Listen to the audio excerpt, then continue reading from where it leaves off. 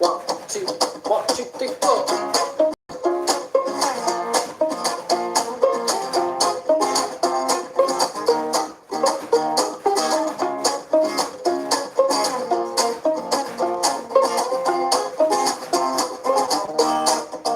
Prepare the way.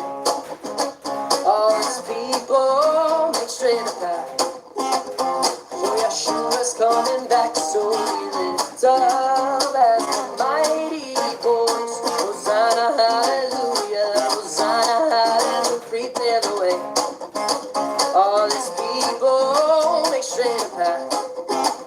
For Yeshua's coming back, so we lift up as the mighty voice. Hosanna, hallelujah, Hosanna, hallelujah. For he's coming in the clouds with his glory renowned. Make a path for him.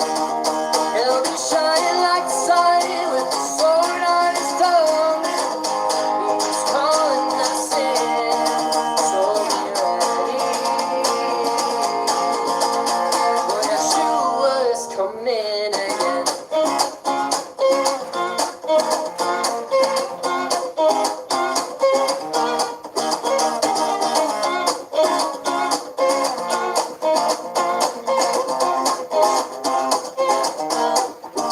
Prepare the way. All these people make straight a path. For Yeshua is coming back, so we lift up as a mighty voice. Hosanna, hallelujah, Hosanna, hallelujah. For he's coming in the clouds with his glory renowned. Make a path for him. He'll be shining like the sun with the sword on his tongue. He is calling us in, so be ready. For Yeshua is coming again.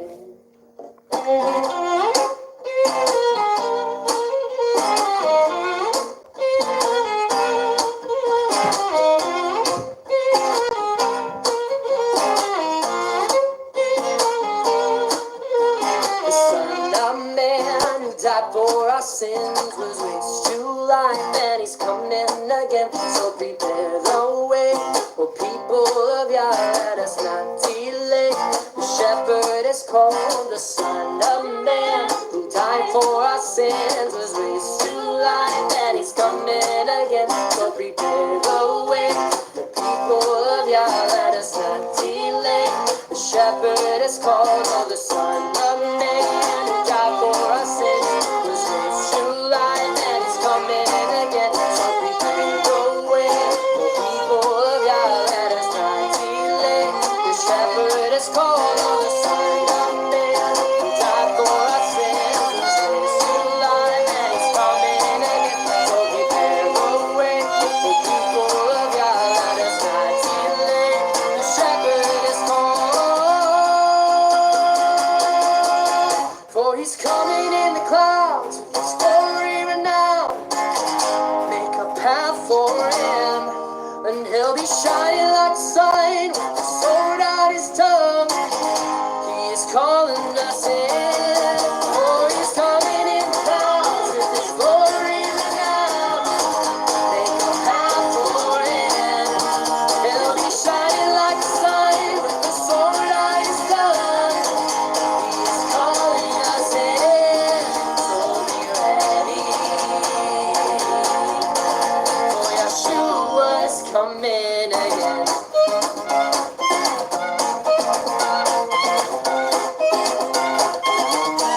He's coming again.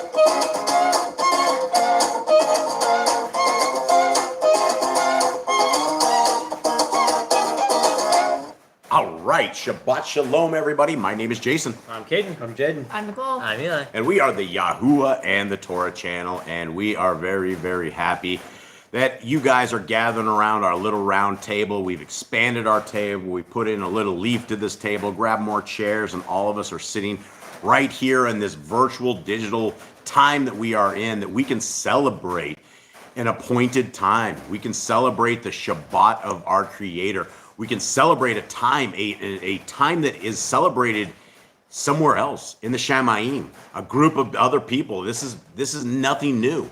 The Shabbat has been created for all of us for all eternity, and it is an amazing thing. Kate, will you please open us up in prayer? Gracious Father, thank you for this day. Thank you for your Shabbat. Thank you for the blessing you've given us in the day of rest. Today you have cared so much about us, about that you gave us this command, that you gave us a day that we can recharge, relax, regenerate, and find our way with you, find our journey and our walk on this day with you. And we ask that today your Ruach is upon our minds, our hearts, our eyes, and our soul, that we can understand the words you have put out forth today. We understand your Torah, we understand the words of your Son. Thank you for all. In his name, amen. All right, and so guys, this is our new time that we're going to do, and we're trying to be more inclusive of all of our brothers and sisters in North America with their time zone changes, because the way we had it originally, it was real early for all of you guys on the California side. And so this is our new time, whatever time zone you guys are in, this will be the new time that we're doing this. And sometimes it's a little crazy because we're in the tropical rainforest, and so we live in a house with a tin roof, and so every piece of element, including flocks of birds that come flying by, they can completely make this unhearable. So this is the new time. For everybody, get that into there. And I saw a comment on there. Honeymoon Stitch was talking about this is an awesome song. Yeah, that was that's by Left and Right Ministries. That is Lyndon, and I'm not sure the gal's name, but Ruth. They are amazingly blessed, and that is a very, very good song. And we don't have a lot of options for songs, because what they will do is everything that people actually know or like, they will copyright them. And so we can have our Shabbat service here without ads being interrupted. But right after this, the second anybody starts watching a Shabbat reading, then they're inundated with these vile ads. And so we have to kind of keep it down. And so I really appreciate those guys from that little ministry that they've done this. Jade, will you please Read the Shema. read the Shema? Shema, our family. Hear, O Israel, Yahuwah Elohim, Yahuwah is one. You shall love Yahuwah your Elohim with all your heart, with all your being, and with all your might. And these words I am commanding you today shall be in your heart, and you shall impress them upon your children. And you shall speak of them when you sit in your house, and when you walk by the way, when you lie down, and when you rise up. And shall bind them as a sign on your hand, and they shall be fronts between your eyes. And you shall write them on the doorposts of your house and on your gates. Okay, so we have been delivered one of the most exciting things that we can ever be delivered to us, which is the ways of our Creator. And the ways of our Creator are found in the first 5 books of Scriptures. Inside of the book of Genesis, Exodus, Leviticus, Numbers, and Deuteronomy, we will find about 150 or so commands that we can keep today that absolutely apply to us for today and for all generations. And so we're about to read into these commands, and if you guys have any kind of questions or comments or anything in them, let's discuss them. Before that, Ms. Nicole, will you please say hi to our family who's out there? All right, we have Cindy LJ, we have Candy and Ruby, Sarah,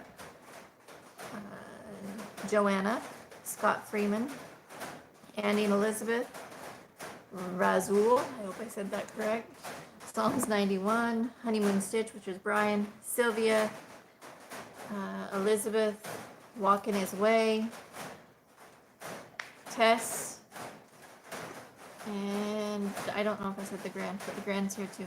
All right. If I missed anybody, I apologize. And for everybody in the future, much love to all of you guys. Thank you guys for hanging out. Thank you for being a part of the kingdom people. The kingdom people are amazing people, because they should, at least we should all, fall up on an amazing set of regulations, an amazing set of guidelines that our Creator has given to us. And what we're about to read is literally, we didn't have a parent, if we didn't have any other direction in life, but all we had were just these instructions, we could make our lives much better than the lives without them. And so as we read through these laws, statutes, and commandments, the programming that all of us have come under is the same programming that exists currently. And that program have been nailed to a tree. They don't apply to us anymore. They're something from the old days. And unfortunately, as people in religion, we don't read our scriptures. I lived 30 plus years as a Christian, and I fought against these laws, statutes, and commandments. I told everybody they were at the expense of my soul. I was telling others that they were dead. And now we are living these to the very, very best of our abilities. And I will tell you that they are a blessing. They are a light to our life. They are something that is exciting. And why we are always out here, while we're always shouting these out, is because these things are exciting.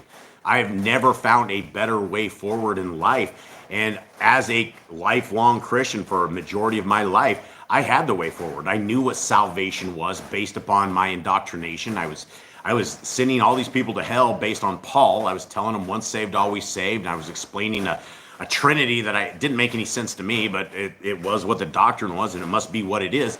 But then once you actually read these scriptures, you read that it's foolishness to ever disregard these laws. It's a foolish. It's at the expense of your life. That literally, when you say these are on the cross, not only could you die a spiritual death for such an act, but the physical life that we have, there's commandments inside of this. Say, for instance, we're going to be reading today about the appointed times. And right now, we are keeping an appointed time. We are keeping a commandment of our Creator when we're gathering. We're resting. This is exciting things. And so as we start through this, and as we start reading through these laws, statutes, and commandments, this is what we're supposed to write on our heart, mind, and soul. This is what we're supposed to ingrain inside the hearts, mind, and souls of our kids. And so it is one of these things that these are exciting things as we read through them. Okay, into this till Yeshua. Yeah, so I was reading Psalm 1 there. I used to be a Christian. I left that false religion too. I didn't know it was false till Yeshua revealed it to me. And that's the thing, guys.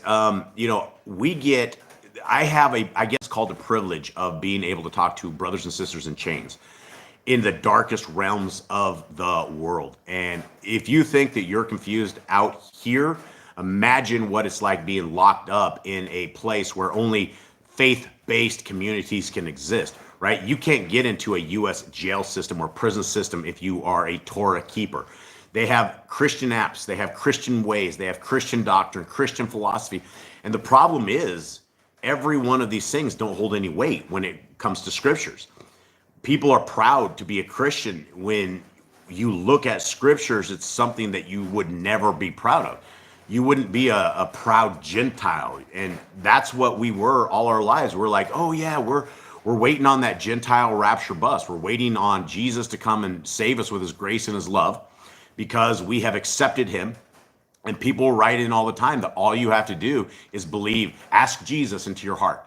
And I'll ask them for scriptures where it says that. And they'll send me some scriptures. And I said, that doesn't say ask Jesus into your heart. It says to have belief in our Messiah. And according to Revelation 14:12, the people that are saved are the law keepers. The people that have the faith of Messiah, Yahushua, and that are keeping these laws, statutes, and commandments, these amazing things that we're just about to read through. So let us get into this. Let us start reading these amazing things. And here we are. Commandment number 1, which is not on the tree. It's not in the ditch. It's not expired. It's nowhere except in front of our eyes as frontlets between our eyes. Be fruitful. Multiply. Replenish the earth. Subdue it. Have dominion over the fish, fowl, and every living creature. You are bearing, and every tree is for food. Man and woman should build their own families. Master sin. Every human being that lives shall be food for you. Do not eat the blood. Walk before me and be perfect. Guard your host's covenant, laws, statutes, and commandments. Every male shall be circumcised at 8 days old. Teach your children the commands and guard the way of Yahuwah. Remember Yahuwah's name for all generations. Keep the Passover, Pesach. Keep the Feast feast of unleavened bread, festival of Matzah. There's one Torah for the stranger and one for the Hebrew. And I want to talk about this, break into this real quick, because I had a big conversation on this before. And, I get these comments on YouTube, and it's something that goes like this, that people will say, the Israelites are the white people. The only real Israelites there are the whites. Then you have the other way, where you have what you call, I guess, the black Hebrews. And the black Hebrews, for some reason, have read into their doctrine that only the black people are Hebrews. And as I was explaining to a brother and sister, in fact, just today, I don't think there's any place in scriptures anywhere that we have anything with skin color. Like, I cannot think of one particular piece anywhere We do have in Revelations, we have a little bit of a description of our Messiah, and it talks about him being probably close to like an olive complexion, a brownish, maybe even with curly hair. But we don't have anything else. And so when we get this doctrine that just the whites are the chosen people of our Creator, or the blacks are, or whatever color, you call it green, whatever color that somebody is, that is unbiblical. And why it is unbiblical is we have biblical precedents that when the people of Israel were coming out of Egypt, they came out in mixed multitudes.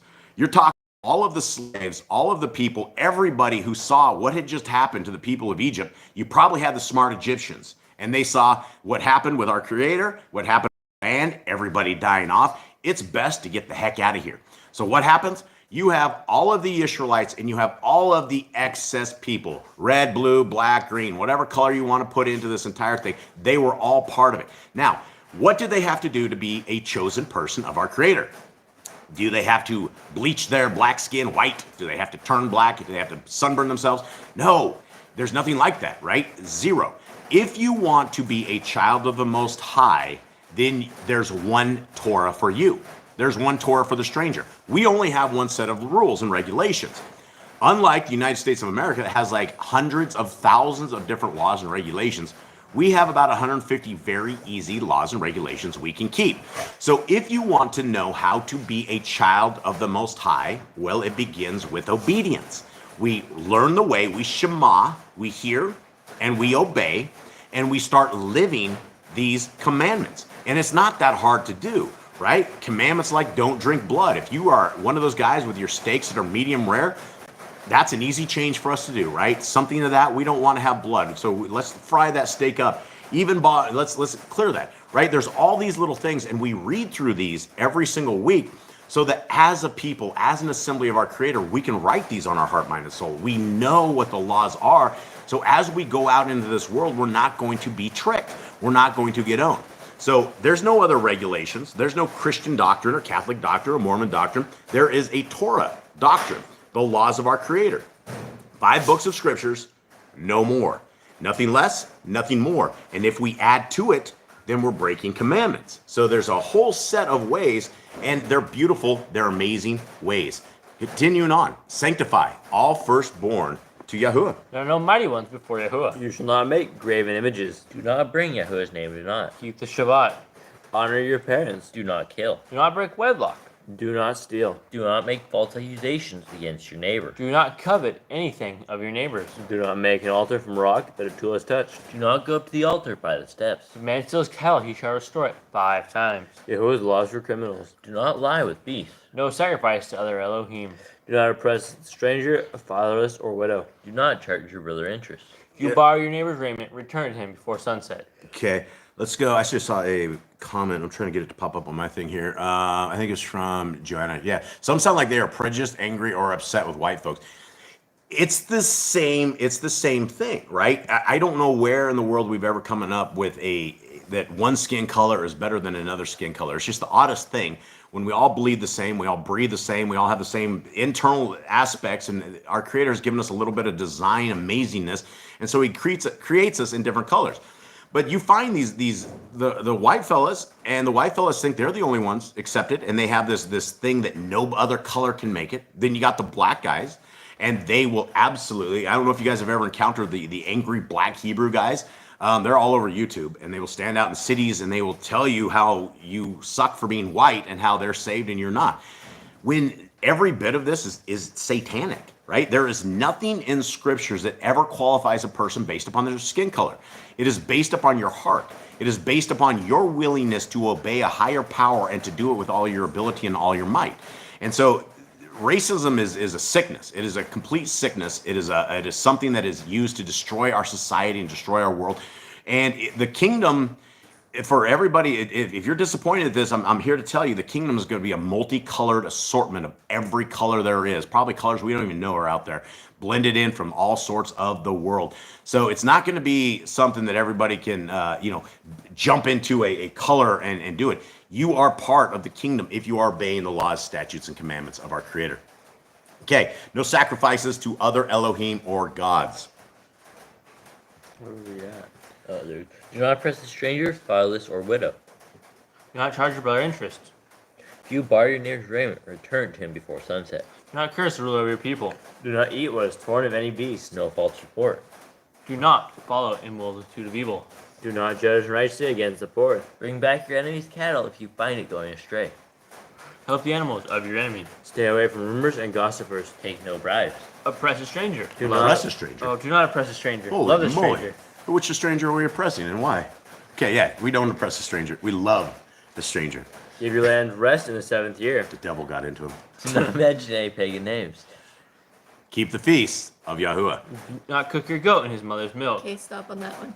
Sarah has a question All right. about that one. She's like, in my crock pot, I have a dip for dinner. It's cheese and steak bites. Would that be breaking the law? Cheese and steak bites?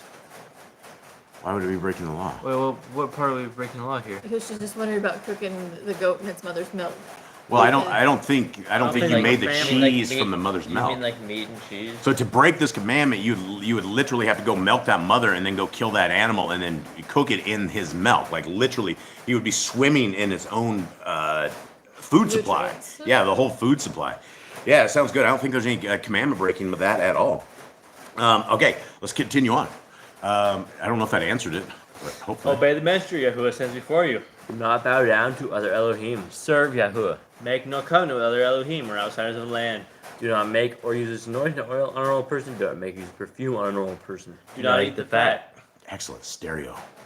Do what you say you're going to do. Return what is your neighbor's. Obey Yahuwah's dietary laws. Women's time of separation. Let's go back to the dietary laws real quick because I want to touch on something last week. You know, we had a guy that got real angry. He doesn't come around here anymore, but his entire thing was that if you have a dog or an animal and you're unclean, and we had an argument here and we were talking about this that the commandment is that the to be unclean you have to touch the carcass of an animal that we're talking about. And so simply by having a dog, simply by having a horse or a cow, you are not made unclean by touching them. Now, if the animal dies, that makes you unclean. And what's crazy is, you know, we had a brother here that was like here for quite often, and then we touched on this particular subject, and he's gone. It's over. They are deciding that it's no longer good to be in the assembly because we don't see eye to eye on things. And I guess that would be a big thing.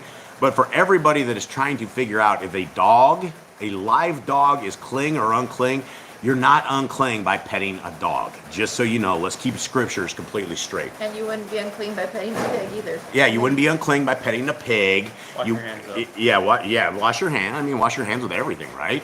So, all of this stuff. All right. Walk in his way says, do you need to personally make your own zizis or can it be purchased?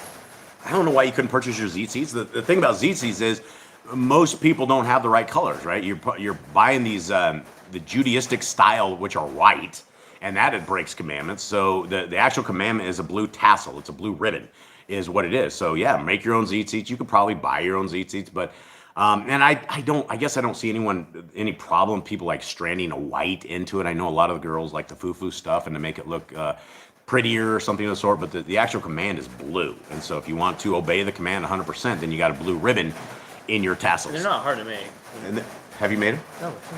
Oh, wait a second. You pointed No, to your hold on, mother. hold on. Hold on, okay. I've seen the video. They're easy to make. You saw the video? Yeah, we do have a video on them as well. Let's see.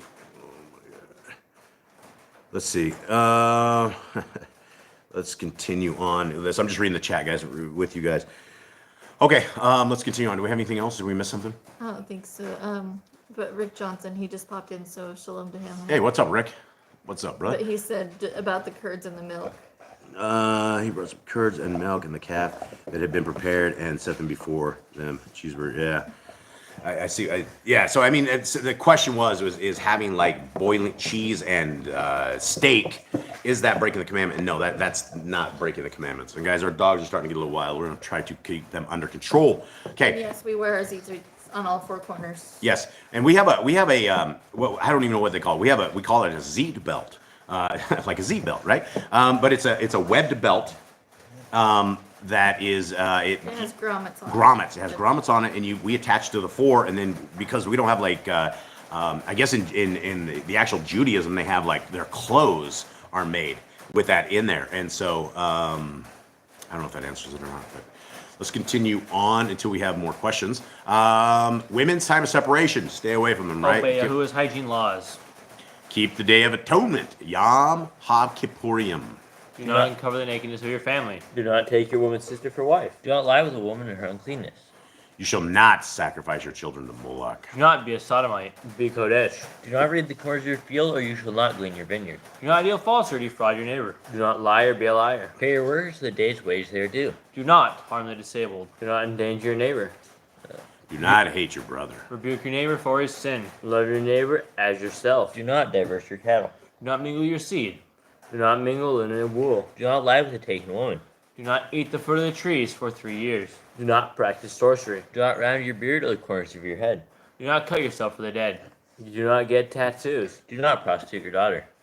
Do not defile your temple. Do not consult a medium. Respect your elders. Have correct weights and measures. Do not walk in the manners of the nation. Keep the feast of first fruits, Shavuot, Omer Pentecost. Keep the feast of trumpets, Yom Teruah.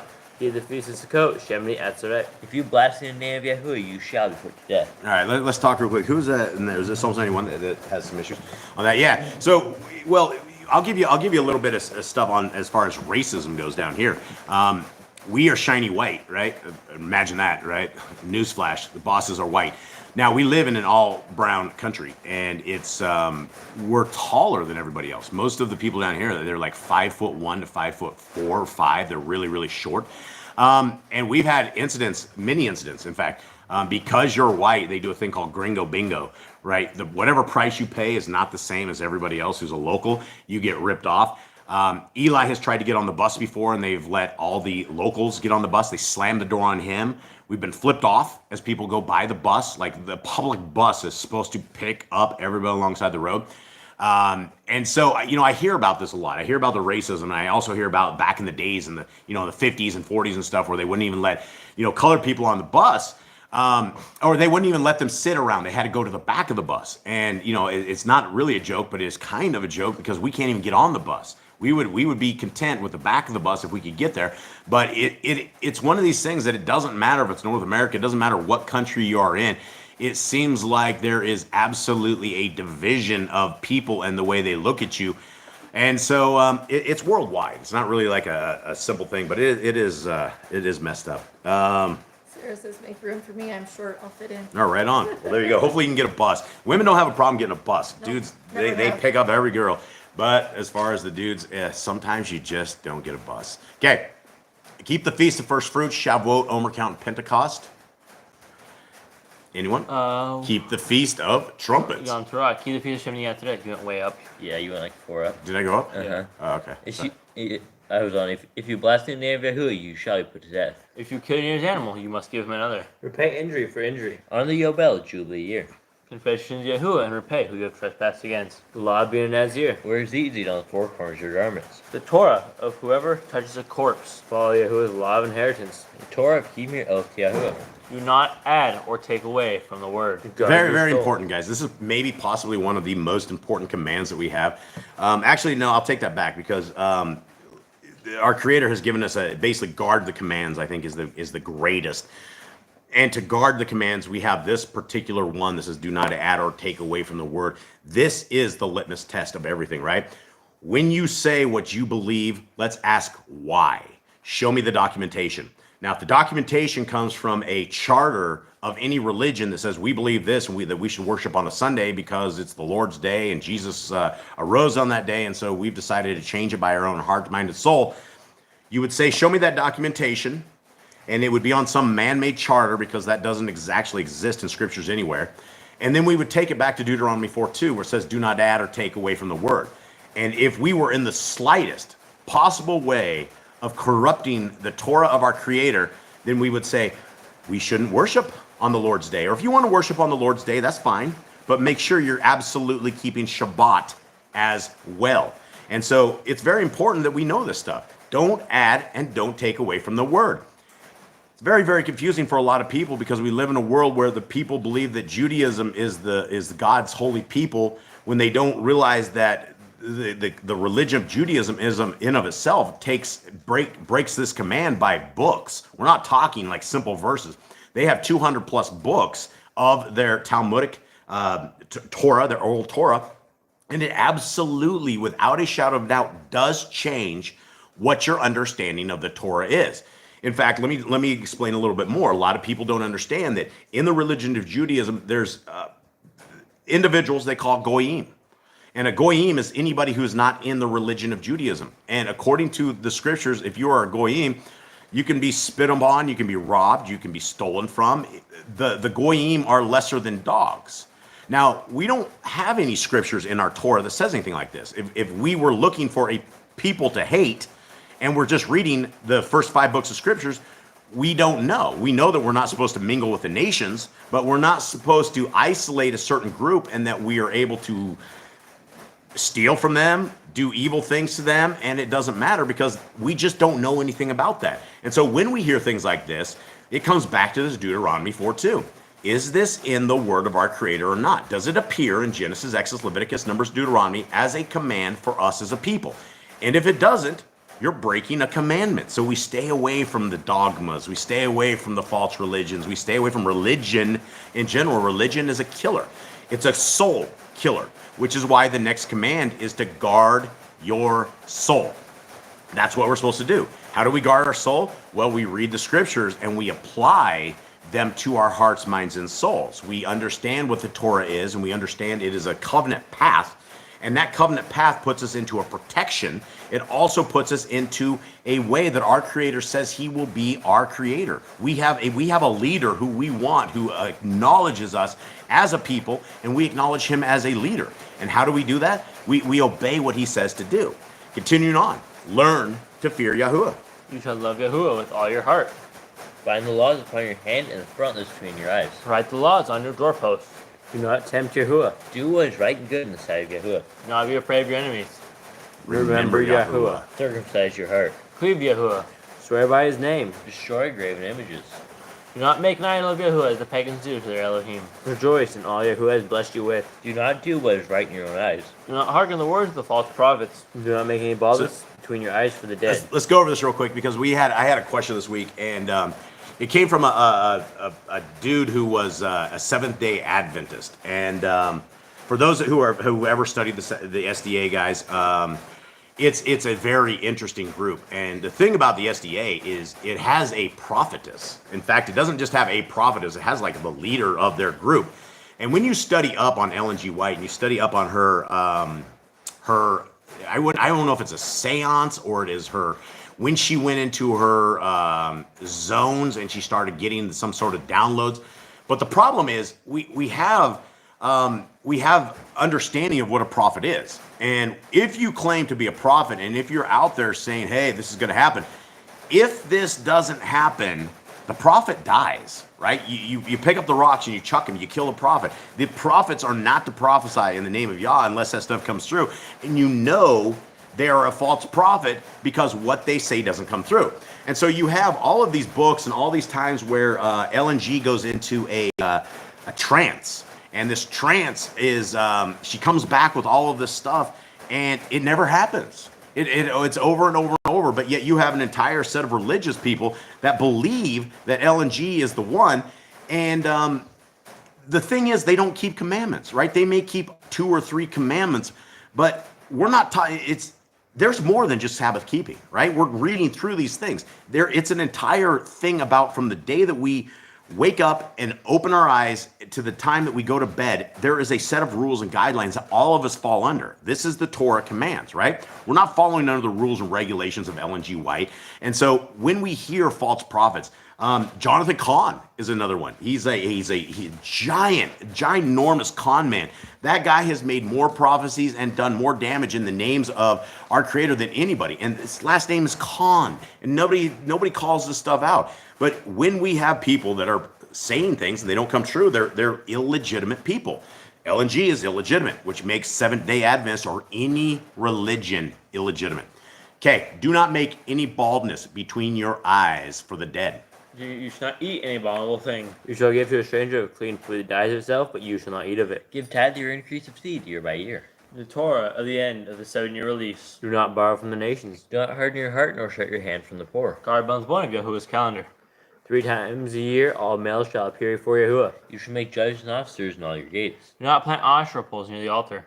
There must be 2 or 3 witnesses. Hearken unto the prophet Yahuwah has chosen. The prophet test of Deuteronomy. Do not remove your neighbor's property line. How deal with a false witness among Torah keepers? The first child get double portions. If your brother's cattle or clothes are lost, you find them, you must return them. A woman should not wear what pertains to a man, nor a man wear what pertains to a woman. If you find a bird's nest with the mother and the babies, or eggs, take the babies, but not the mother. If you build a new house with a flat roof that is able to be lived on, you must put a railing around it. Do not be a prostitute.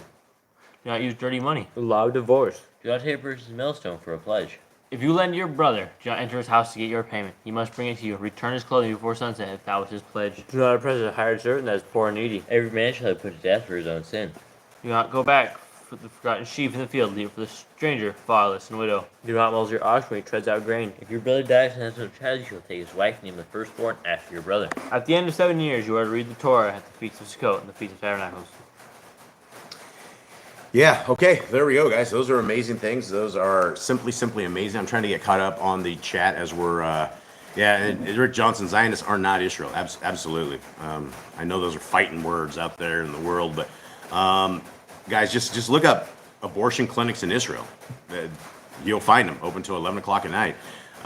Which commandment do we have that we shouldn't slaughter our children to Moloch or to kill people, different things like that, right? If you're looking for the people of our Creator, the values of the people of our Creator are Torah, right? And so don't look where they're not to be found and don't get caught up in this mess. Okay, what you got? Anything? Esther just said, nowhere in Scripture does it say to tie knots and zeets. The modern day Pharisee tie witches' knots. Don't buy them or make them. Just put a single blue or purple ribbon on 4 points of your garments to remind of Torah. That would work. That would absolutely work. And she says Pharisees added tying witches' knots on zeets. And that's possibly true at that, but if we are sticking with a blue, I don't know so much as tying the knots is bad or doing something frilly or frou-frou on it. I would say mixing colors is worse than actually tying it up however they do it. I know there's a ceremony and everybody does their stuff in ceremony but you're talking a white thread. We're talking people that don't even have blue threads on them at all. So I guess I won't argue either way. If you want to throw knots on there, I don't see any commandment that says not to. I don't know where it came from. Probably came from the Pharisees. But also, like I said, the Pharisees are rock and white. They ain't rock and blue. So here we go. So many online teachers are false prophets. Yeah, there's a lot of evil that goes on. There's a lot of evil, and even in the Torah community. I've been sitting here complaining for a very, very long time about all of these so-called Torah people that say you want to watch get some sort of education on YouTube on a Shabbat. You will go there and they will serve you an ad. Every one of them do it. There's very, very, very few people that do not have ads included in this. And so you have all these people that know Torah without a shadow of a doubt, but yet they're willing to serve ads to Yah's people on a Shabbat, and it's stuff that is, I haven't seen an ad that is Kodesh. I have not seen anything that they're trying to pump into my brain that is something that is like, oh man, this is from our Creator. So I have a huge beef with all of those guys. All right, here we are, guys. We're heading into Leviticus 23. Let us, Jade, give me a breakdown. What's happened so far in the life and times of Yisrael? Right, they made it out of the land of Egypt. They are getting commands now. They got up on the mountain. Moses went up on the mountain, and then he heard the people went and sinned and made the golden calf. He went and killed a whole bunch of people when he came down out of his rage and got rid of the sinners. And he went back up, got more commands, and he came back down, and they built the temple and the Levites and all their stuff that they need for sacrifices and ceremonies. And now we are in the days of the Levites, where they are learning how to do the sacrifices and how to use the equipment that was made for them. And we are learning all about the commands that we need to follow and how Levites should ordain themselves. Yeah, and this is a very, very, very good chapter. This is a very, very, very important chapter. It's like one of those ones like Leviticus 11 that you can just point out and go, okay, Leviticus 23 is the bomb. And let's begin to see why. And Yahuwah spoke to Moshe saying, speak to the children of Israel and say to them, the appointed times of Yahuwah, which you are to proclaim as Kodesh gatherings, my appointed times are these. 6 days, work is done. But the seventh day is a Shabbat of rest, a Kodesh gathering. You do no work. It is a Shabbat to Yahuwah in all your dwellings. So here we are, guys. We are amongst ourselves inside of a Kodesh gathering. Most people that are here listening in on this are people that love the laws, statutes, and commandments of our Creator. We're here for a reason because we're keeping this commandment. And for those who don't keep a seventh-day Shabbat, I would love to encourage you guys to absolutely give it a run. When we first started keeping Shabbat, it was weird. It was totally weird. We didn't know what to do. Saturday was our day of shopping. It was the day of just chilling out. And Sunday was whatever day that was we were supposed to chill out. That's what we were programmed with. That's why you get off on Friday and you go into the markets on Saturday and you go buy all your stuff and do all this. Well, that is a problem. And when we started keeping Shabbat, I'll tell you, the very first Shabbat was hard. It's like time never stopped. It's like one day when we started keeping this and actually had downtime from being a very busy family that was always 100% on the go, 7 days a week, we were banging it out. And then all of a sudden we went to that time. And it took, I would say, a few months before the day didn't seem like it was dragging. Like the entire day, I felt like there was something wrong. But the thing that was wrong was that my time frame and my understanding of what a Shabbat was, it wasn't clear. And so when we started keeping it, it's become something that if we don't keep it, it is absolutely a detriment to our physical health. It is something that we know when we don't get a Shabbat. Like if we have an incident or something happens that is beyond our control, that we have to do something on Shabbat. Whenever we get done with the day that we don't get the full rest on the day of Shabbat, it's weird. It's like our bodies know that there is a difference. So the very first thing that our Creator, the greatest designer, the greatest engineer of all time, is He gave us a Shabbat once a week. So for all of us that are trying to keep covenant, trying to keep commands, trying to keep Torah, here is a commandment that we will have a Kodesh gathering. We don't do any work, and it's a Shabbat to the Creator of the universe. Very, very important. Okay, continuing on. 3, 6 days work is done, but the seventh day is a Shabbat of rest, a Kodesh gathering. I think I just read that. You do no work. It is a Shabbat to Yahuwah in all your dwellings. These are the appointed times of Yahuwah. Kodesh gatherings, which you are to proclaim at their appointed times. In the first month, on the 14th day of the month, between the evenings, is the Pesach to Yahuwah. Okay, let's talk about it. Passover, these are hard things that when you first start keeping the appointed times, it's different. It is different, definitely different coming out of a pagan world where we don't know anything about this, but this is an appointed time. One of you guys, tell me about Passover. Passover is a very beginning of all the feasts of the year. When the new year comes around, it's like the start of the feast. This is where Moses took all the people, told them to put blood on the doorpost, and the angel looked at it and said that it's going to be a remembrance for us. It's going to be a remembrance for the people that were saved out of Israel, and that's how we should celebrate it. Yeah, and so what we do is the 14th day. It's right at towards evening time. There's a set of things that we do during Passover that's defined. Basically, it's one of these things that when you first start keeping it, it's a little weird, right? You eat it. You put a staff in hand. You eat it with your sandals. You eat in haste. There's certain things that we do in remembrance of the time that our Creator walked our forefathers and foremothers out of the land of Israel and saved them on a very, very crazy night. Okay, 6. And on the 15th day of this month is the festival of Matzah to Yahuwah. 7 days you eat unleavened bread. Anybody, what is the festival of Matzah? It's the Feast of Unleavened Bread. Thank you. I appreciate that. Now, for anyone else that can be a little more helpful, Jade, what is it? What do we do? We get all the leaven out of our house, and there's leaven agents, and there's leaven, and we're supposed to eat unleavened bread in remembrance and preparation for when we go back. And there's also remembrance for what they did. They didn't have time for their bread to rise, or they had to leave with unleavened bread. It's also another way of cleansing sin, getting sin out of your life. Getting the sin out of your life, preparing for the return of the Messiah. These appointed times all fall within the times that our Messiah came, and he follows the same schedule this all followed to a T, which is absolutely incredible. 7. On the first day, you have a Kodesh gathering. You do no servile work. So this is called a what day? A high Shabbat. It's called a high Shabbat day. And a lot of people don't know what a high Shabbat day is, but it's a day like a Shabbat. We don't do any work. It is part of our appointed times that we don't do stuff, right? And again, it's hard to do when you are just getting into this, because it's weird taking days off in the week when the rest of the world is completely buzzing around, when they're doing all their kind of stuff, and we're not doing it. And so whenever we do this, and as we've done this throughout the last decade, we've always been the odd man out. We've always had, for years, we had an organic food store down here. We would shut the doors during that. So right in the middle of the week, the doors would be closed, and it was really weird because people don't understand it. Continuing on here, 7. On the first day, you have a Kodesh gathering. You do no servile work, and you shall bring an offering made by fire to Yahuwah for 7 days. On the 7th day is a Kodesh gathering. You do no servile work. Now, would we bring an offering made by fire to Yahuwah in this commandment on this? Is this filthy for us? In this day and age, we wouldn't. Why not? We know priests to do the sacrifice. And we don't want to just try it, give it a run. We want to what We're stories? not ordained to. We don't know the correct ways of doing things. We do not know. It would be strange fire.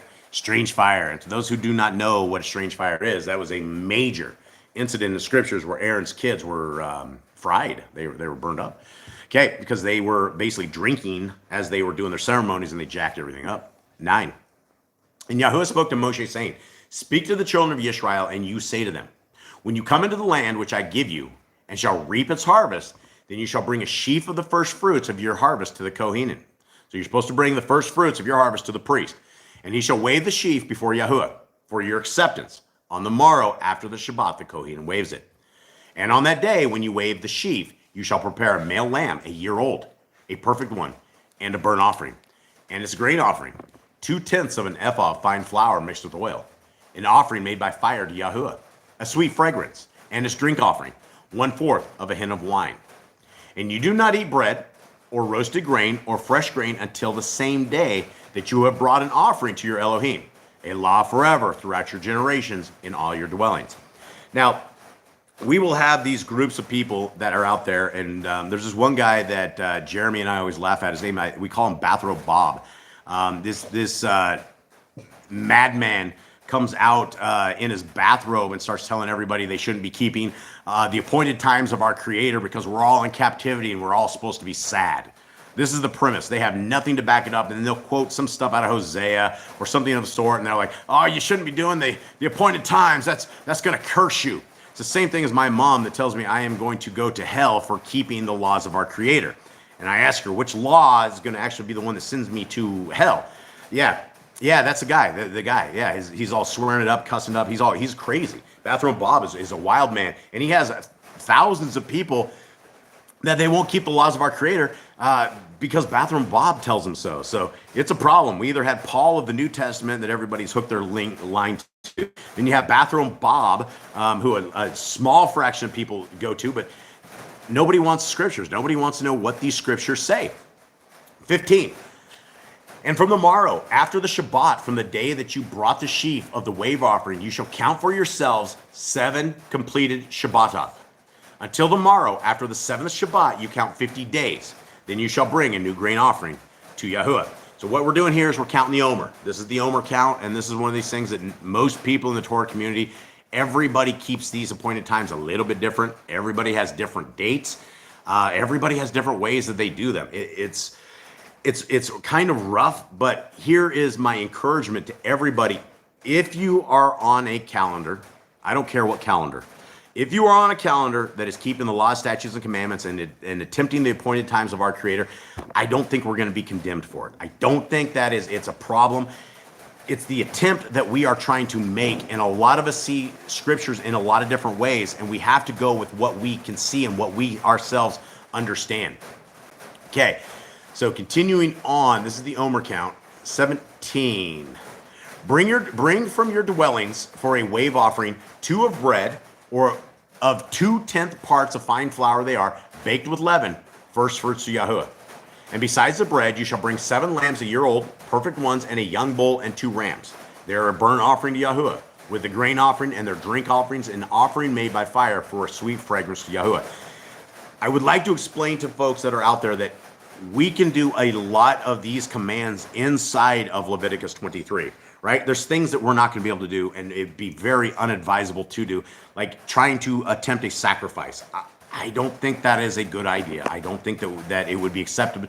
I don't think we're qualified. I don't think any of us are qualified to even try it. We might have the best intent in our heart. We might think that we're sacrificing to our Elohim. But, the Israelites did the same thing when they made a golden calf. They said, this is our Elohim. We're going to sacrifice to him. We're going to serve this thing right here. So we have to understand, like Joanna says, different interpretation for different people when reading. And all we're missing, guys, is we're missing a Messiah. We're missing our Messiah who's going to come and who's going to say, he's going to come and say things like, I don't even know where I was going to start reading the chat with this. Where are we going with this? Anyone listen to what I was rambling on? You're talking about how we can do a lot of these commands. We can do a lot of these commands, but we can't do certain things within this. But because we can't grab seven lambs, we can't sacrifice.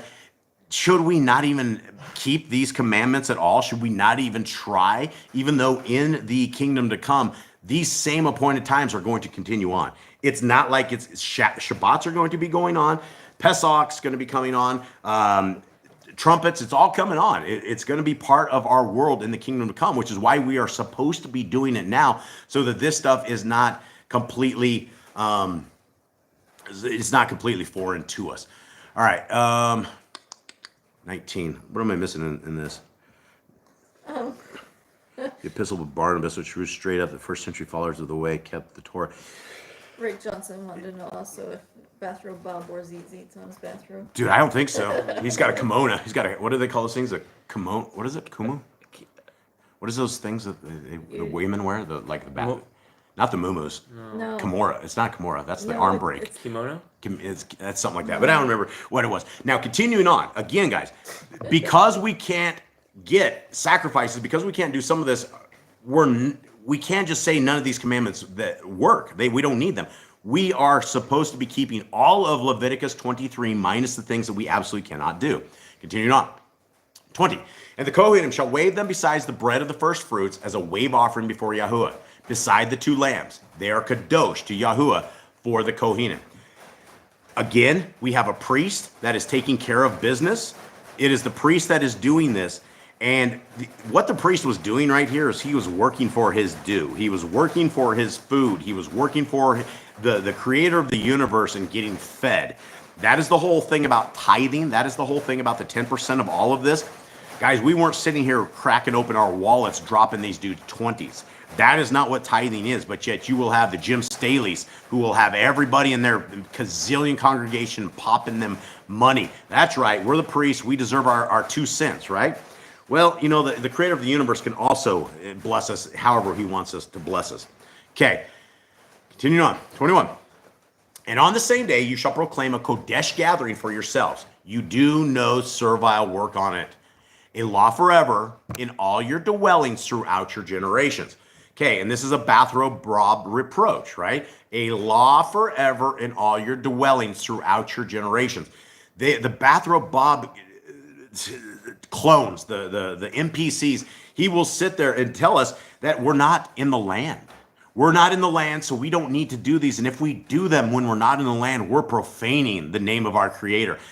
They say this without any kind of scriptural backing up. They don't understand that this is a covenant path. Guys, this is something that when we are doing it out of our own volition, we are being obedient to the Creator of the universe. That's what this is about.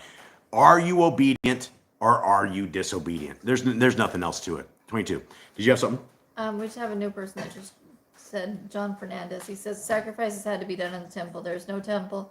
High priest doing the slaughter. We have no high priest after the sons of Aaron. Yeah, absolutely. Yeah, and we don't. I mean, they were doing sacrifices all the way to our Messiah, but you can see he ripped that out of their hands. Right? When his death, burial, and resurrection, when the temple veil was ripped up, that was the end of that time, and that's when we got our proper Melchizedek priest. We got the real deal, and so, yeah, you're correct, John C. Continuing on, and when you reap the harvest of your land, do not completely reap the corners of your field when you reap, and do not gather any gleaning from your harvest. Leave them for the poor and for the stranger. I am Yahuwah, your Elohim. This is the beautiful, beautiful face and ways of our Creator. This is the hand of amazingness. This is the words of amazingness. This is how the starving among us were supposed to get food, right? There's always going to be broke people. There's always going to be homeless. There's always going to be these things.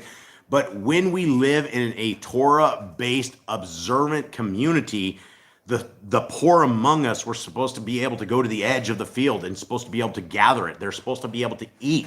We're not supposed to have this kind of hunger among us. But none of this ever happens, right? And so this is the thing that our Creator, He loves us. He loves the poor. He loves those who are obedient to Him. And this is Him feeding the hand of the poor.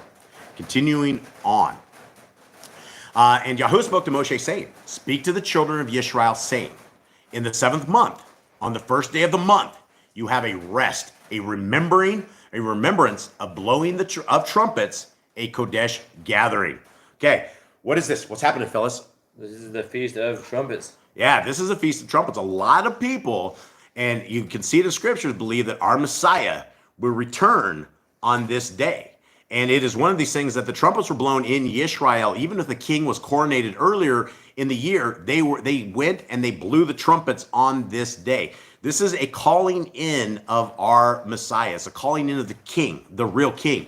And so when we are out there obeying the laws, statutes, and commandments, sitting out here blowing some horns and some things, all the neighbors are like, wow, these guys are totally weird. They're totally weird people. They're set apart people, obviously.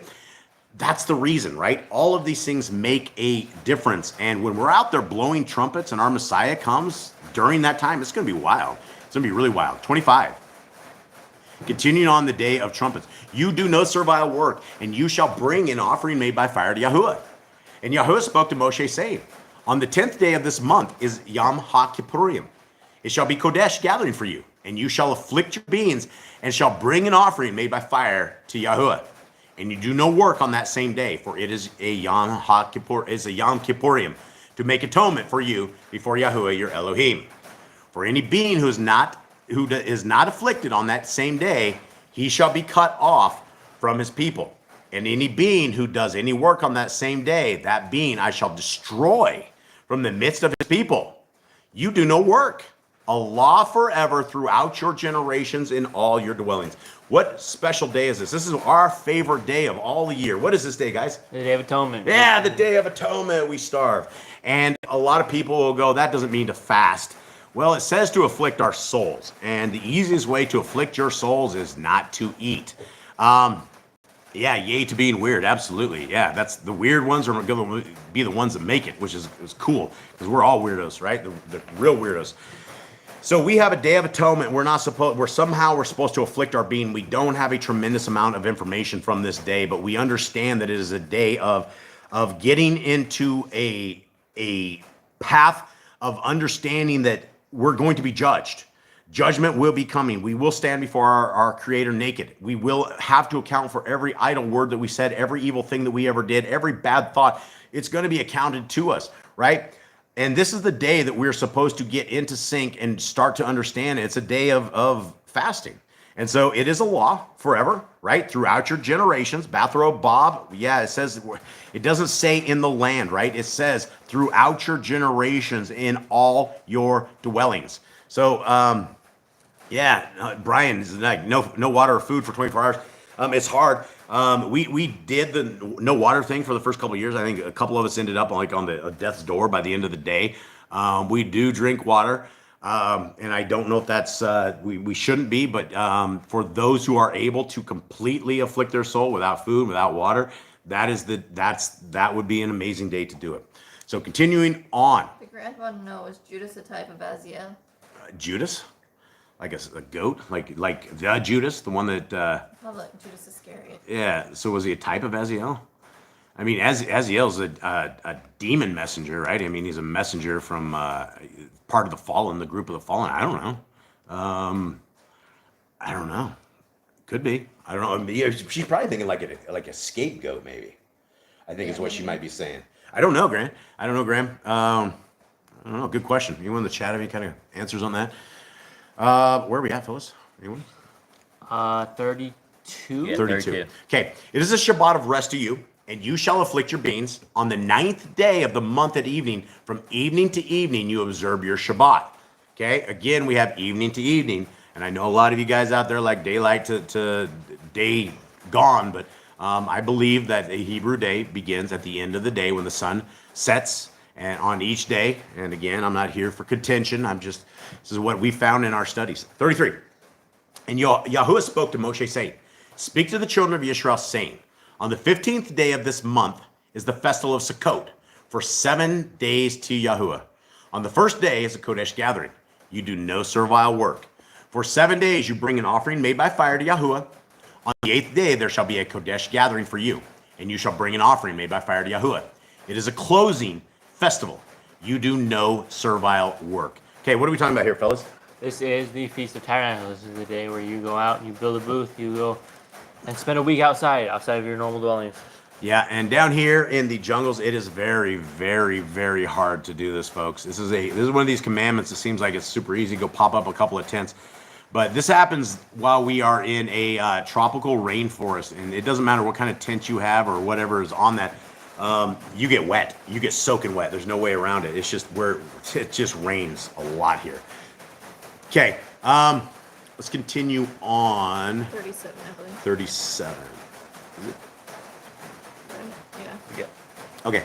These are the appointed times of Yahuwah, which you proclaim as Kodesh gatherings, to bring an offering made by fire to Yahuwah, a burnt offering and a grain offering, a slaughtering and drink offerings, as commanded for every day.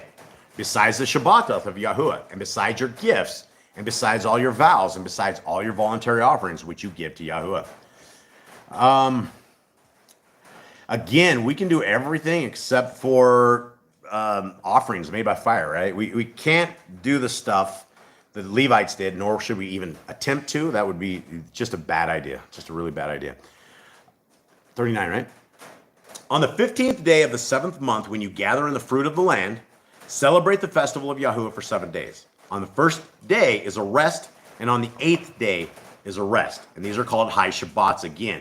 And so these are weird times, especially if you're in the business world or you're out there in the rest of the world, because if you have a business and you're trying to keep this command, you literally shut your doors. One time it was like one Thursday, and then in the next week it was the next Thursday.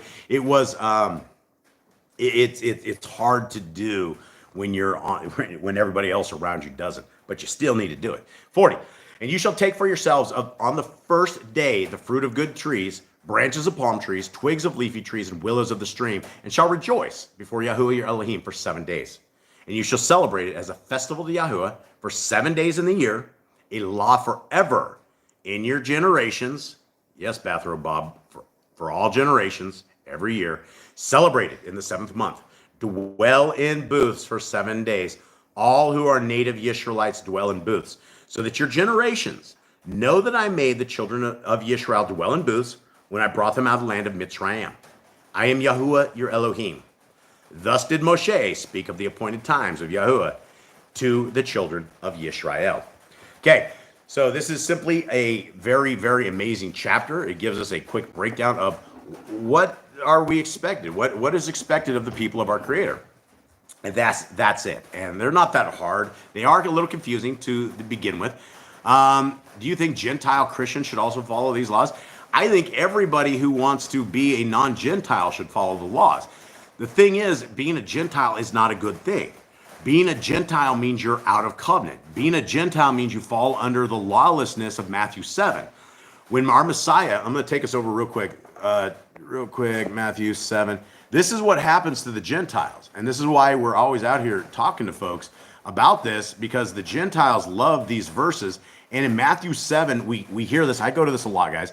But Matthew 7:21 says this: not everyone who says to me, Adonai, Adonai, shall enter into the reign of the Shamayim, but he who is doing the desire of my Father in the Shamayim. The only thing that we know of a desire is the laws, statutes, and commandments of our Creator. That is what he has told us from day one all the way to Revelation 14:12, where it says the only people saved are those who will keep the laws, statutes, and commandments of our Creator. So what happens to those who don't? Well, this is what happens with the Gentiles. Many shall say to me in that day, Adonai, Adonai, have we not Nabai? Have we not prophesied in your name and cast out demons in your name and done mighty works in your name? And then I shall declare to them, I never knew you. Depart from me, you who work lawlessness. Now, if you go further down here to the same verse, to the same thing, let's see.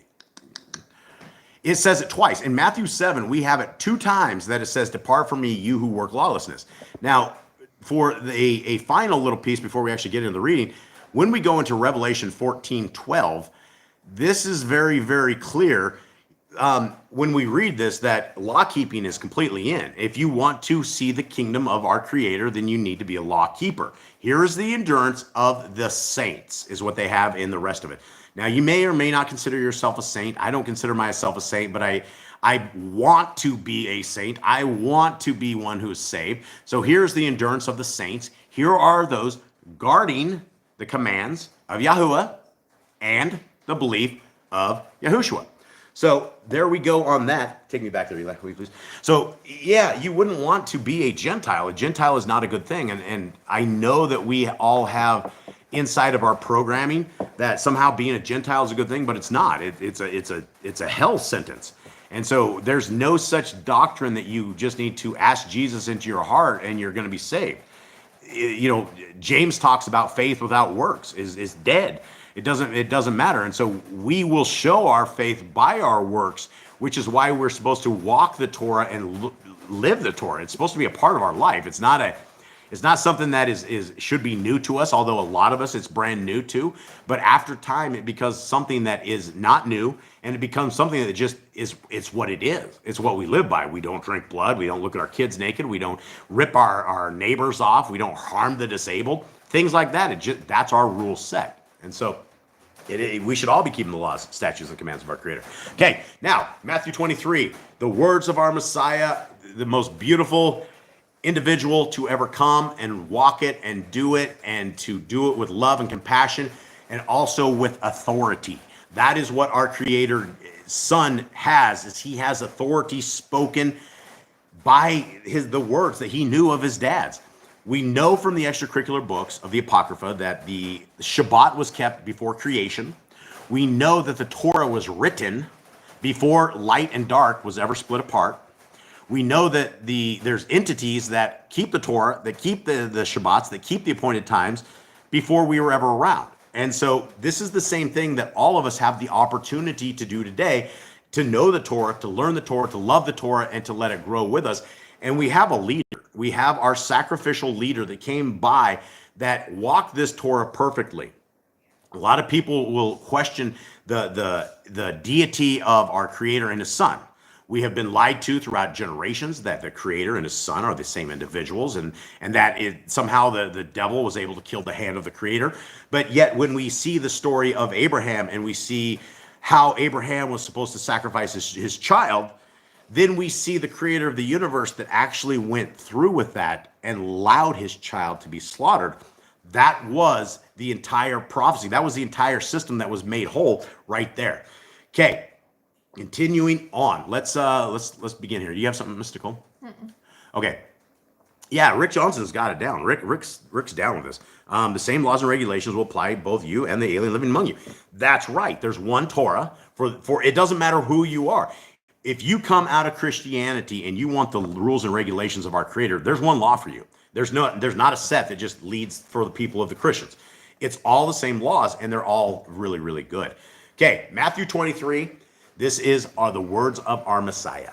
Then Yahushua spoke to the crowds and to his Talmidim, the disciples, saying, the scribes and the Pharisees sit on the seat of Moshe.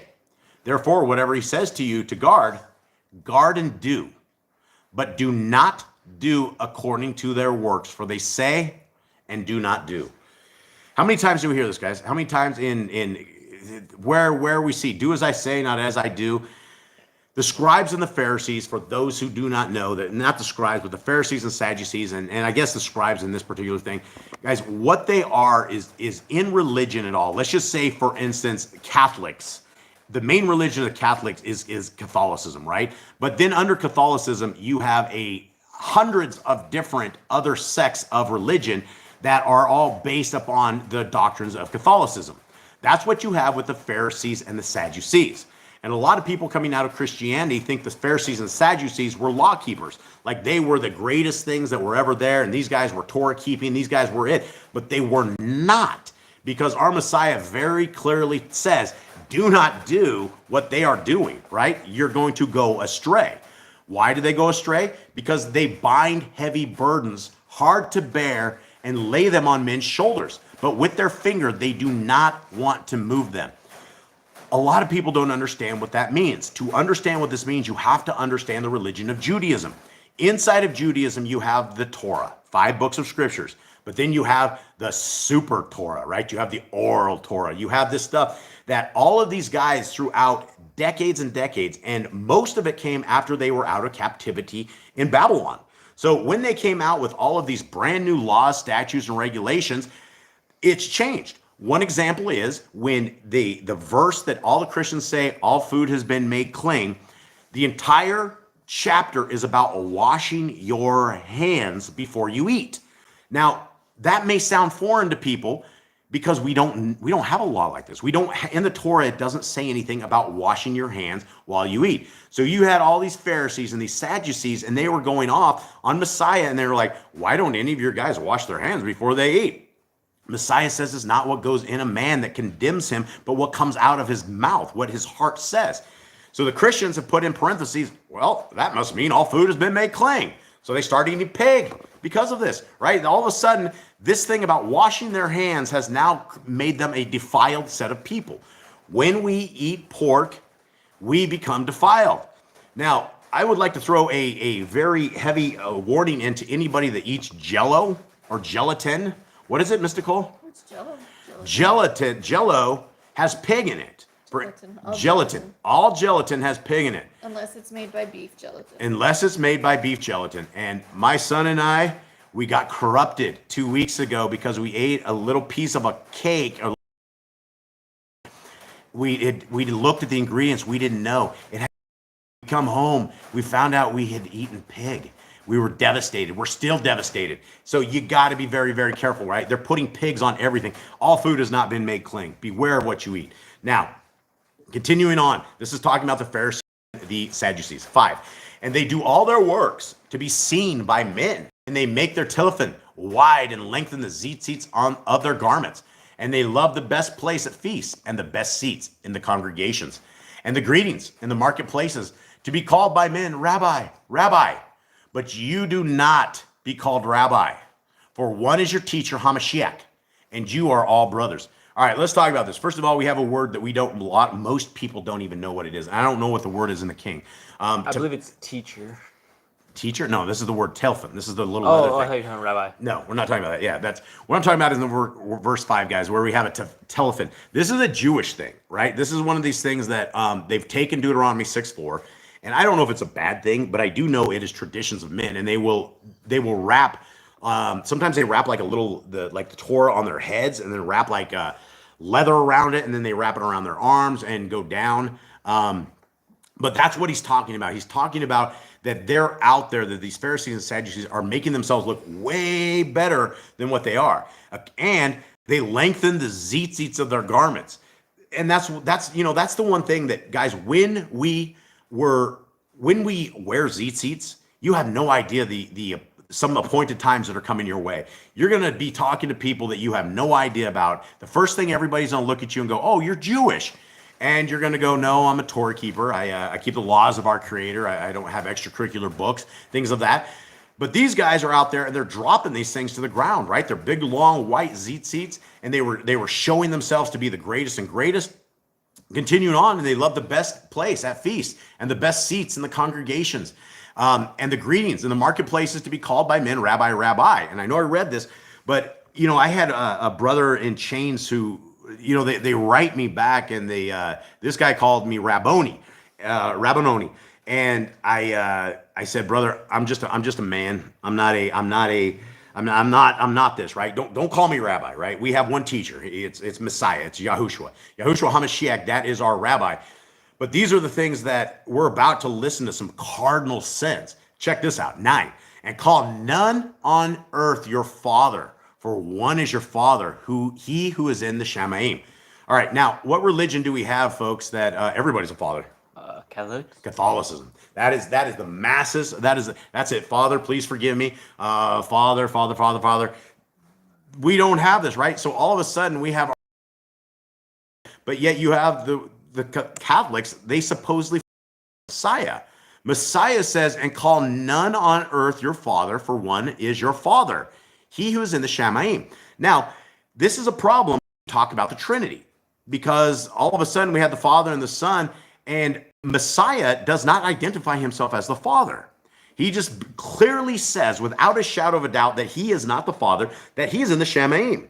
Because if this was not true, he would say something to the effect, and call none on earth your father except me, for I am your father. I came from the Shamaim, right? It doesn't say this. So we can't add to this. We can't take away from it. We have one Father. Deuteronomy 6:4 says Yahuwah is one. Now, the next time he becomes two, then the whole Torah becomes a lie. So we don't want to live a lie. And we know our Messiah can't lie. So it's very important that we understand the real divinity of our Creator and the real divinity of his Son. And I suppose what breaks everybody's heart when you tell them the Trinity is a sham, that they've been messed up, is that everybody has identified our Messiah as his dad. And so everybody's praying to the wrong individual. Everybody is asking for forgiveness to the wrong individual. We don't have anything in scriptures that gives us any kind of precedent that we are supposed to be praying to our Messiah.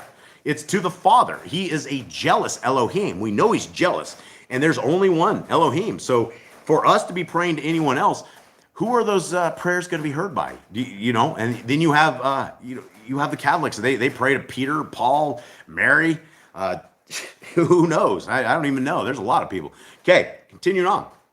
Neither be called leaders, for one is your leader, Hamashiach, and he is a dang good leader.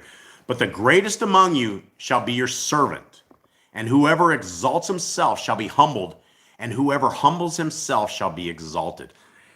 We hear a lot about this in the book of the Nazarene, which is in Yah Scriptures, which is the very last book. But our Messiah talks a tremendous amount this. Whoever is first shall be last, and the last shall be first. We hear the parable of the people that went out to the field. And the guys that started at 8 o'clock in the morning, they were paid. They agreed upon a certain amount, right? They agreed upon whatever it was, 1 shekel or something.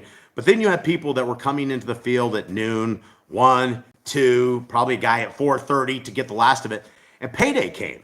And so all the guys that came, they saw the guys that came at 4 and 3 and 2, and they are like, well, we've been here all day, we've toiled under the sun. And during this parable, our Messiah says, well, didn't we all agree on the price to begin with? And the lesson is that there's going to be people that are coming in last, right? The kingdom of our Creator is not going to be fulfilled until everybody has a chance to make this choice. And it is up to us to herald the coming of Elohim by talking, by being courageous, by bringing people to the kingdom, by planting these seeds. We're going to get laughed at. We're going to get scoffed at.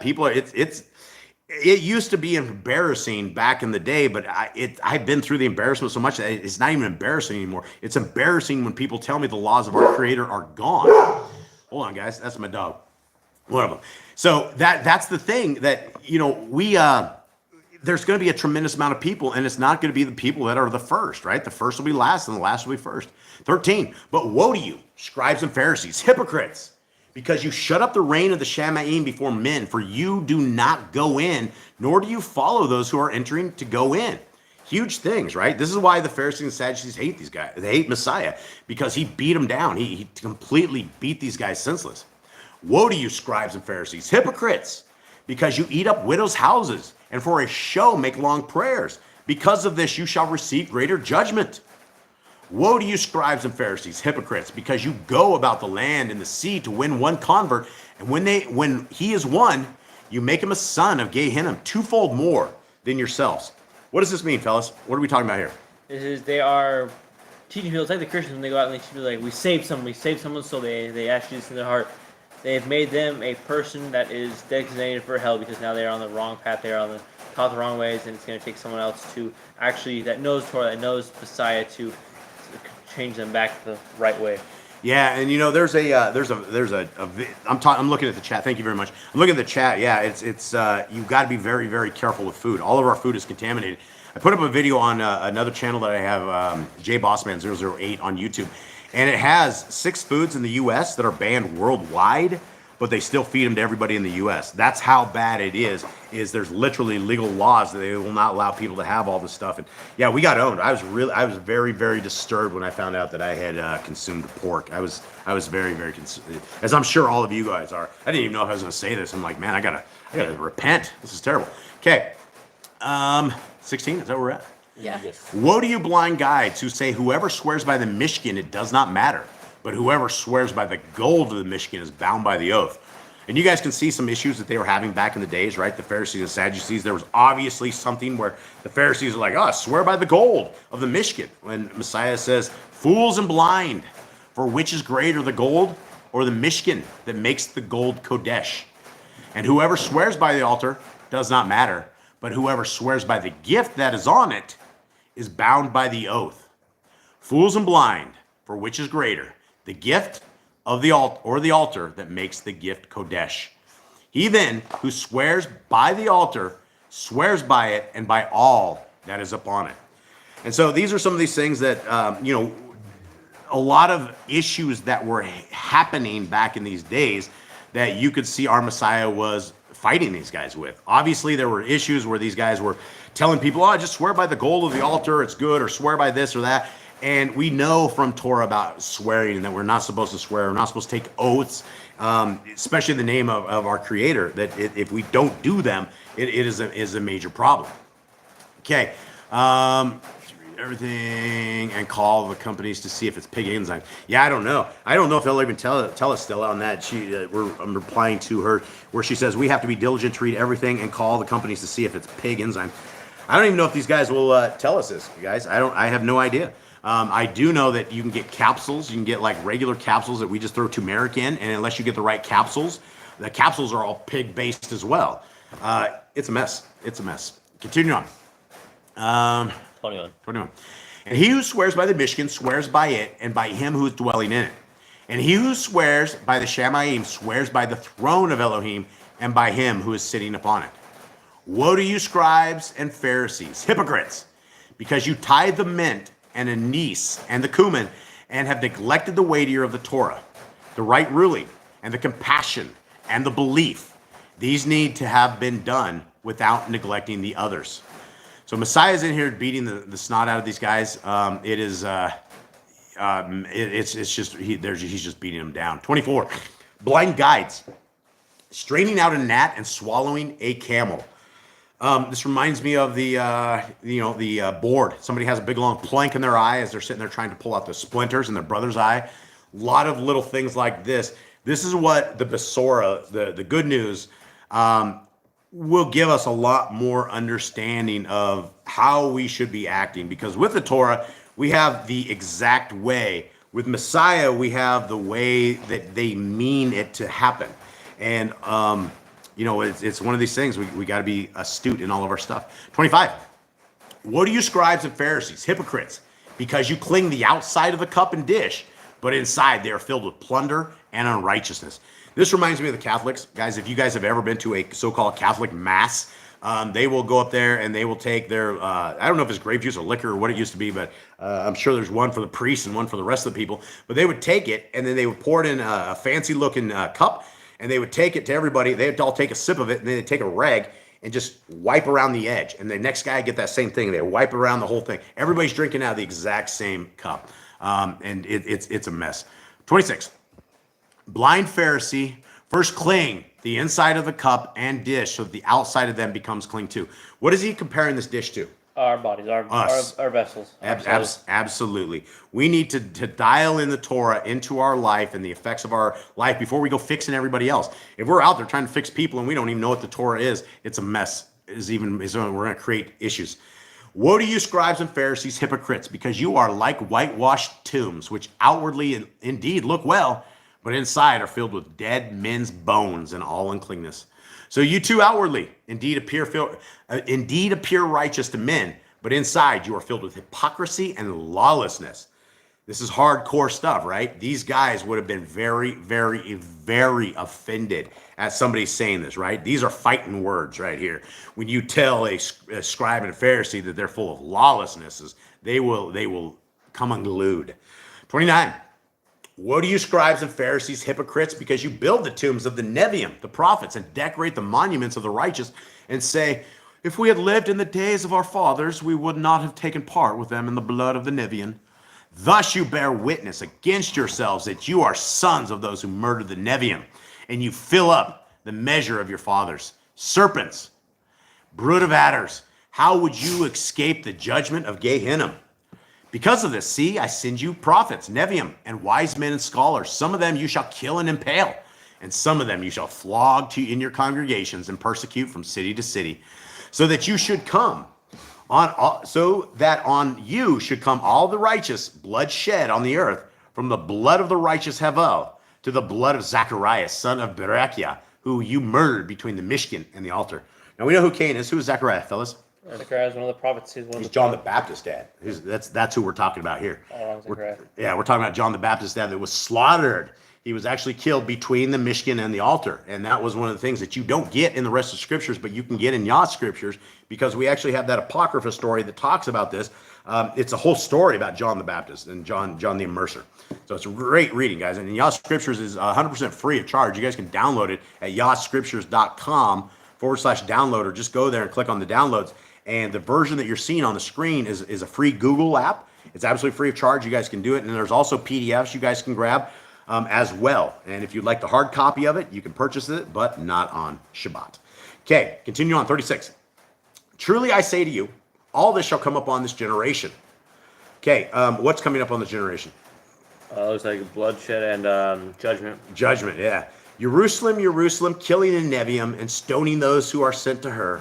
How often I wanted to gather your chicken together, the way a hen gathers her chickens under her wings, but you would not. See, your house is left to you laid waste. For I say to you, from now on, you shall by no means see me until you say, Barak is he who is coming in the name of Yahuwah. Now, who's coming in the name of Yahuwah? Yehoshua. Yahushua. He absolutely came in the name of his father. He said he is not his father. Tell why Zachariah was killed? Yes, it does tell him why he was killed, because he was protecting his child. He had whisked his son and his wife off to a place of safety. They came in and they wanted, I can't remember what the story was on that, but because he would not say a word, they killed him. They literally killed him in the temple. And that was the dad of John the Immerser, who was more likely, I think, like a Zadokite priest. I think he was in the line of the correct priests of the times. And so, well, everybody, it has been amazing. I can't believe we actually made it through this without rain, without the dogs breaking out too much. The dogs are just kind of getting into it. Maybe this is a better time. So, guys, this is it. Thank you guys very, very, very much for being a part of our family. The dogs are going crazy. There's nothing I can do. 9 pitties. Okay. Hold on for the dogs real quick. Hold on. Open the door. Take it outside, guys. Outside.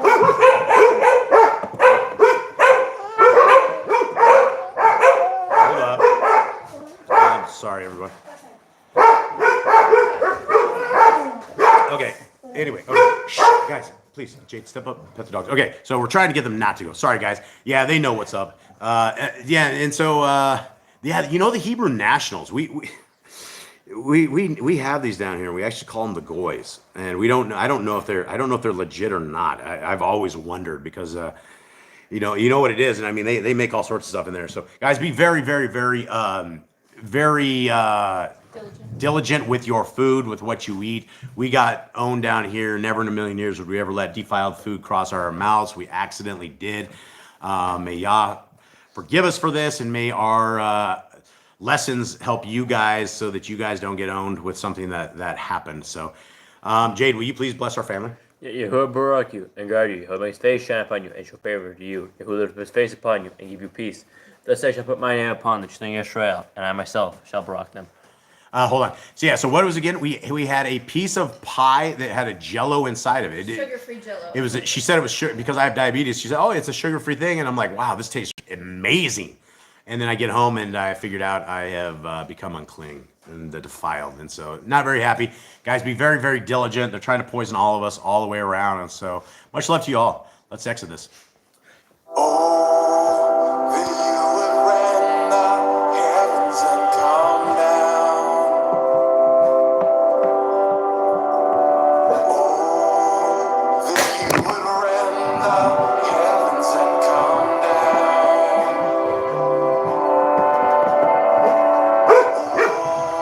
That you would rend the heavens and come down. Let the mountains shake, let the earth be moved, let the nations may tremble at your presence.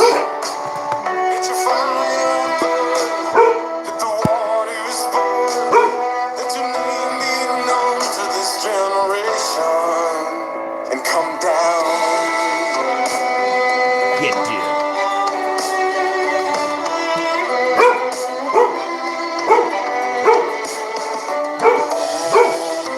That you would rend the heavens and come down. Oh, that you would rend the heavens and come down. Will you restrain yourself any longer? Don't hide your face in your anger. Jerusalem is a prison by the nations, the place of your throne, a desolation. Come down.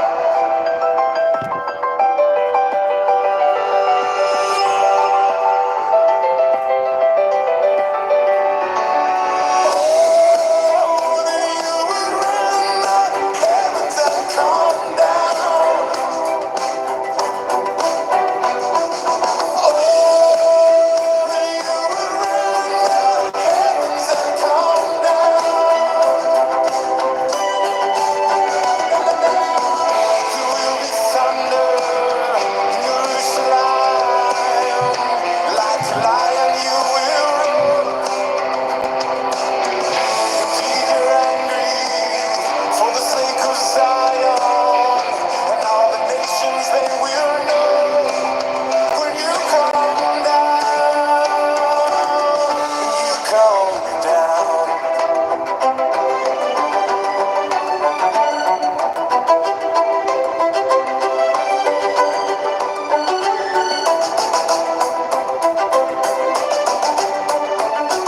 Oh, that you would rend the heavens and come down.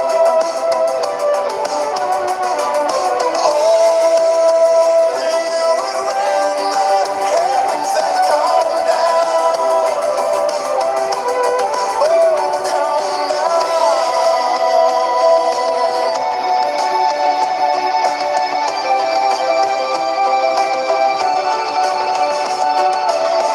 Indeed we have sinned, and we need saving. All our righteousness is erased. No eye has seen, no ear has heard, but you prepare for those who wait. When you come